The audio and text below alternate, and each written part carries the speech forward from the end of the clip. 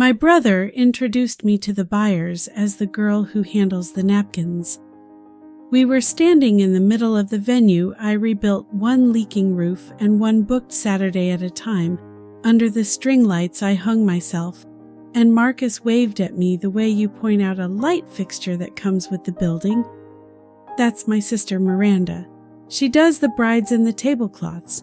We're selling the place so she can finally stop playing boss. Then he turned back to the men in their good shoes and went on talking numbers. I had a clipboard against my chest with 3 Saturdays of deposits written on it, and a 9-year-old at home who thinks her mama owns the prettiest barn in the county. I smiled and offered everybody coffee because a guest is a guest. I did not say one word about the operating agreement.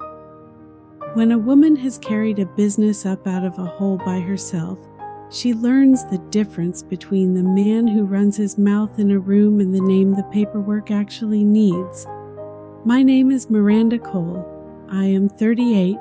I raised my daughter on my own, and for 9 years I have run Magnolia Lane, the wedding venue my parents started in an old dairy barn off Route 9 and very nearly lost. My mother loved that barn before it was anything. She used to say a wedding is just 2 scared people promising not to run, and everybody deserves a pretty place to be scared in. When she passed and my father's health went with her, the place was 3 months behind on the mortgage, and the roof leaked onto the dance floor every time it rained. My brother was already gone by then. Marcus had a condo in the city and a job he liked telling people about, and when I called him about the barn, he said good money follows good sense and that I should let it go. So I came home instead. I moved into the little house behind the barn with my daughter, and I learned the books at the kitchen table with a baby monitor next to my coffee. I re-shingled that roof with a man named Dale who took half his pay in wedding cake.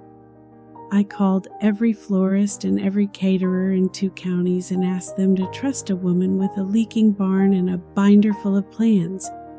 When no bank would put up the deposits, I signed for them myself, with my own name and my own credit, because somebody had to, and there was nobody else in the room.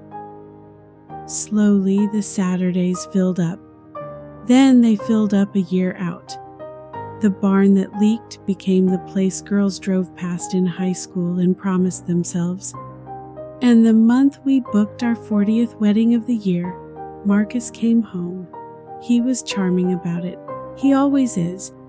He started showing up on event days in a nice jacket, shaking hands with the fathers, calling himself the owner to the vendors I had spent years building. He told the rental company to bill the family account and put himself on it. He started calling me the coordinator in front of clients, then just my sister who helps out.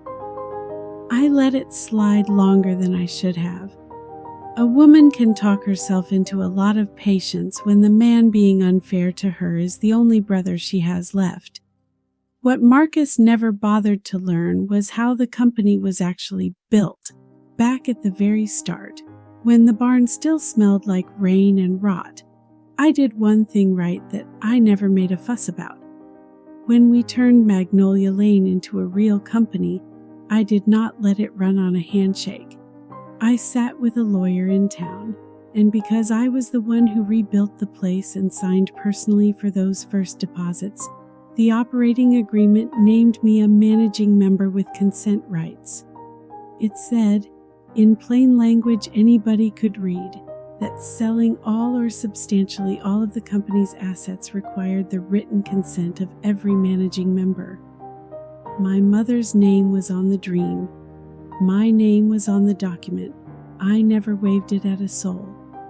A right like that is not something you set out on the table next to the cake samples. So when Marcus decided to sell Magnolia Lane to a hospitality group that wanted our weekends and our name and our mailing list, he walked in with the price, the handshake, and the buyers.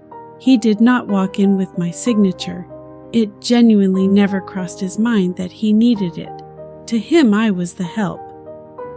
You do not ask the help to sign off on anything but the linens. I did not fight him in front of the buyers. 9 years of dead furnaces in January, and brides crying over rain and caterers who quit on a Friday teaches a woman to stay quiet until she can see the whole field.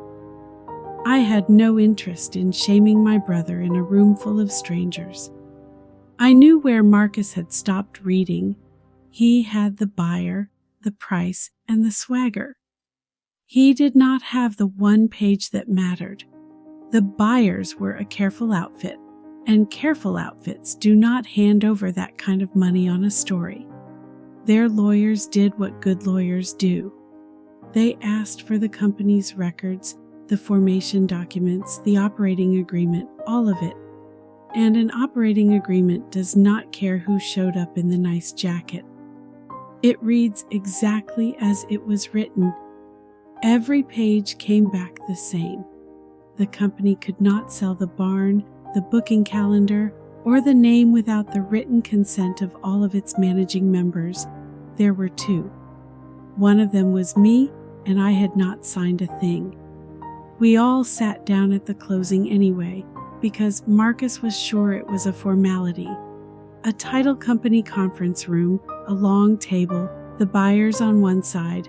My brother leaned back like he already had the check. There was a closing attorney at the head of the table, a calm woman with reading glasses and a thick folder, and she went through the file the way these women do, page by page, in a voice with no weather in it at all. Then she came to the operating agreement. She looked up over her glasses and asked very simply for the signed written consent of all managing members of Magnolia Lane. The room went quiet. Marcus said he was the majority member, that he had the authority to sign for the company. The attorney said majority did not override the consent clause. She looked at the document again and said the company's own agreement listed 2 managing members and that the sale could not close without the written consent of both. She asked, was Miranda Cole present, and could she produce her signed consent? I have thought a long time about what I felt right then, and the truth is, it was not triumph. It was just quiet. I have been underestimated my whole life by men who mistake a soft voice for an empty one.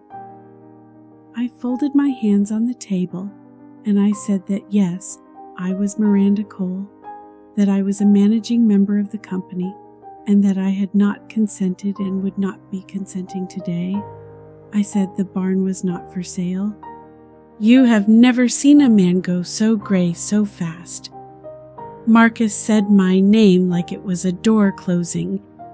The buyers gathered their copies and were gone inside 10 minutes, the way money always leaves when the paper does not work.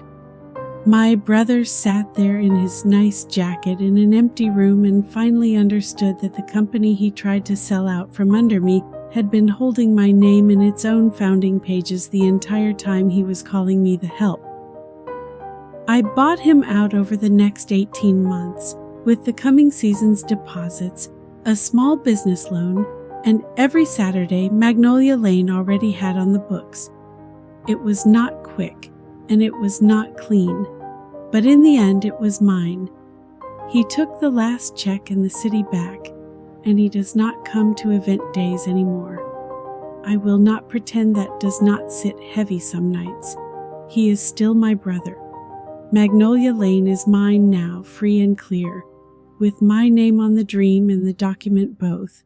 The florist who stayed loyal through all of it does all my arrangements, and the young coordinator I trained reads every contract out loud before she signs it, because I made her promise she always would. My daughter folds the programs on Saturdays and tells the brides her mama owns the prettiest barn in the county, and for the first time in 9 years, that is the simple truth, and nobody in the room would dare say otherwise. You can call a woman the planner all you like. You can wave at her like she came with the building. Just be sure first that you are not trying to sell a place that still needs her yes. If stories about the women who quietly hold the whole thing together and get called the help mean something to you, subscribe. There is a new one here every week. If you had been at that table, would you have let the attorney read the agreement out loud the way I did? Or would you have said your piece before the buyers ever sat down? Tell me below. And if there is a woman in your life who built something everyone else keeps taking credit for, send this to her. She will know exactly what I mean.